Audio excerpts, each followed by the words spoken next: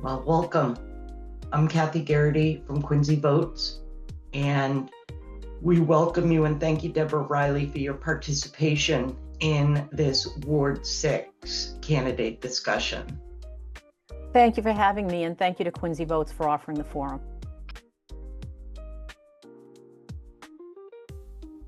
So prior to asking the questions that were submitted by Quincy residents, I just want to give a little background in regards to Quincy Votes.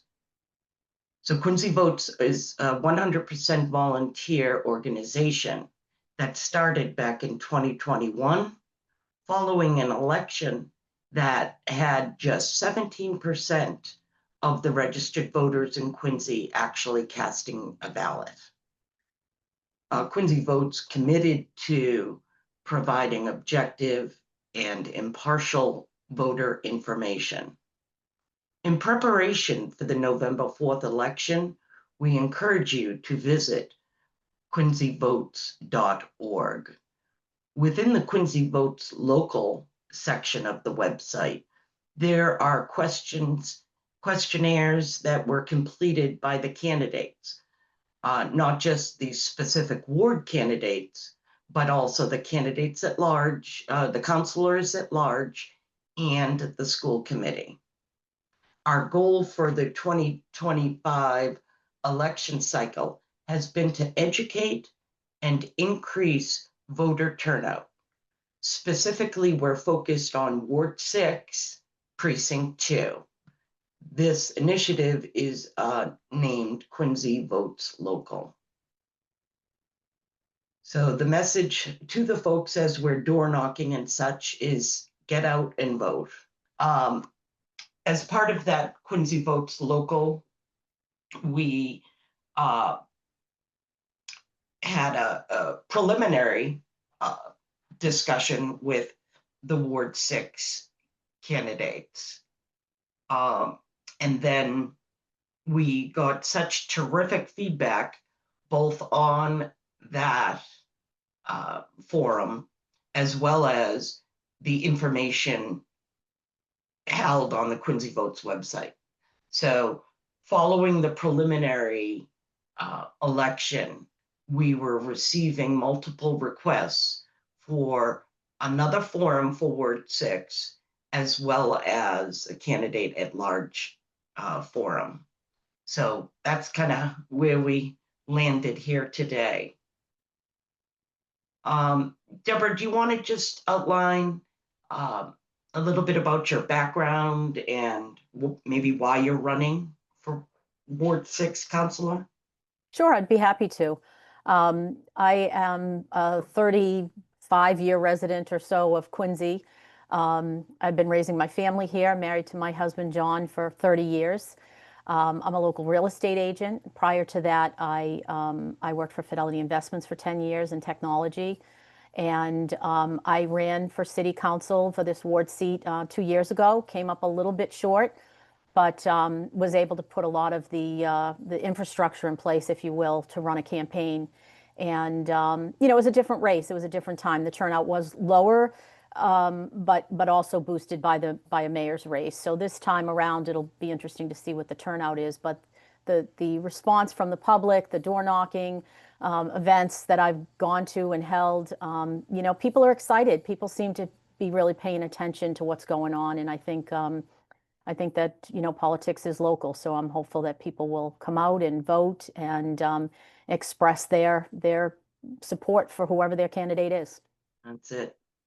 Often we say your vote is your voice. So that's great. Well, I have a few questions. As I mentioned, we solicited questions from the residents of Quincy, and we've received over 50 questions. Wow. So that in its own right is impressive in regards to engagement. But the first question today, Deborah, what is your opinion on having citizens have the ability to ask questions directly to the city council and other elected officials during public hearings? If you agree, what would that process look like to you? And if you disagree, why? So I've attended certainly a number of city council meetings, a number of other public meetings, and I've spoken out when there is an opportunity for a public comment, and there's something that I have to say.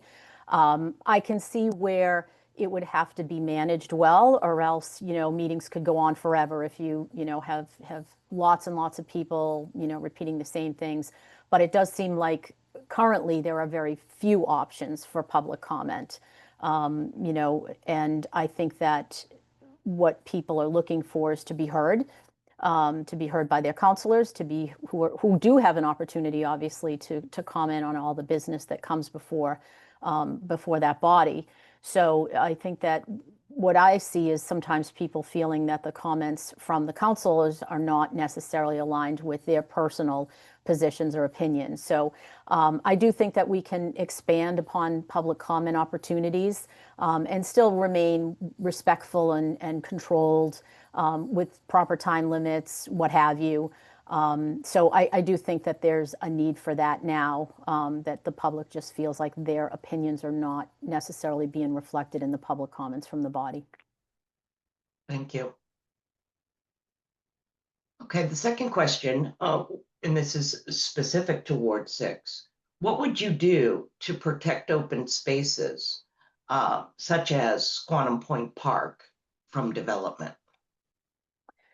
Yeah, well, I mean, open space is so limited that we do really have to be very, very mindful of the stewardship of that open space. We don't want it to go unattended and become, overgrown or blighted, or, an opportunity for squatters or whatever to invade an open space. So I think that Squantum Point Park is a good example of just beautiful open space, natural habitat for birds and butterflies and all kinds of things.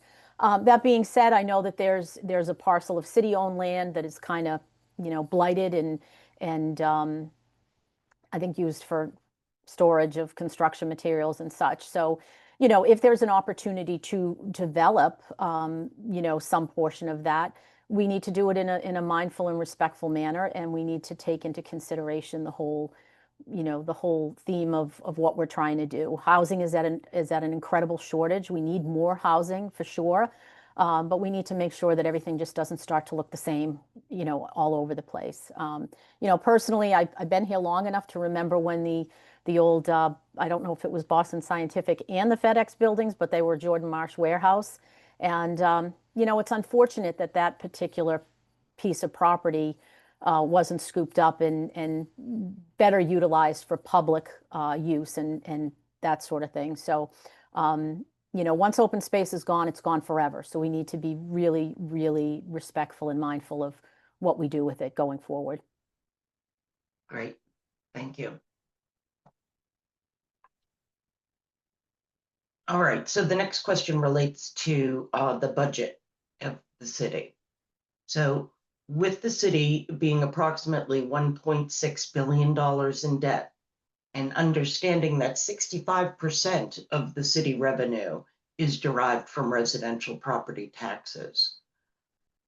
In April of this year, the S&P revised Quincy's debt outlook from stable to negative. Citing financial uncertainty is why that downgrade of the projection occurred. How would you prioritize funding between essential services like public safety, schools, infrastructure, and discretionary spending, such as the potential Adams Library / Performing Arts Center? What specific steps would you take to ensure Quincy's budget is managed responsibly, especially with large capital projects like the new safety building? Yeah, so the council's role in that, from what I understand, is limited. The budget is prepared by the mayor's office and presented to the council for approval. all the department heads go up and speak to their portion of it. I've sat through those presentations a couple of years in a row now. And, the council, from what I understand, can only eliminate or reduce line items. They cannot add to them. They can't move things around. And I haven't seen where they've exercised that limited power in quite some time. So, for example, there were two positions created in this budget cycle for preventing or dealing with any kind of elder fraud. And one of the positions was in the police department and the other is in the elder services department. I would presume the police department's role is more like dealing with crime or suspected crime when it's occurred. And certainly we would want to have a resource available to help recover funds when somebody has already been scammed. I would hope, and again, this is where we haven't heard much information about these two positions, but I would hope that the position in the elder services is to try to prevent. For example, I think the Milton Council on Aging, they're doing a week-long cyber, awareness, a bunch of different, offerings on different things. We need to be vigilant with all of us, but especially seniors. They're a little more vulnerable to, clicking on a link and, the grandparent scam where, grandson says he's been kidnapped and needs money or whatever. We need to make sure that we're constantly providing them with the support they need. But I don't know where that position stands. I haven't heard anything about, what's been formulated. So I think that was a good example. I actually got up and spoke at that budget public comment period, and I asked the counselors to consider cutting those positions until there was more direct structure around what they were going to do and how they were going to do it. $90,000 a year is a lot of money to pay someone for a not clearly defined job. So the council did not take my suggestion, but that's one of the things that the council could do. And then I guess the rest of it is just, the movement of money around, whether it's from tourism or diff funding or whatever, there seems to be a lot of money movement that just gets approved. And I would hope to be able to understand it better. Certainly 48 hours before a city council meeting to review and form a thoughtful opinion on something very complex is not a lot of time. So my hope would be that the councilors have a little bit more opportunity to research whatever's coming before them and to make informed decisions. Great. Thank you. So our final question today, how will you avoid conflicts of interest and ensure decisions are being made in the best interest of Quincy residents? Yeah, well, I understand that the ethics board or whatever is the advisory board for, getting those types of determinations.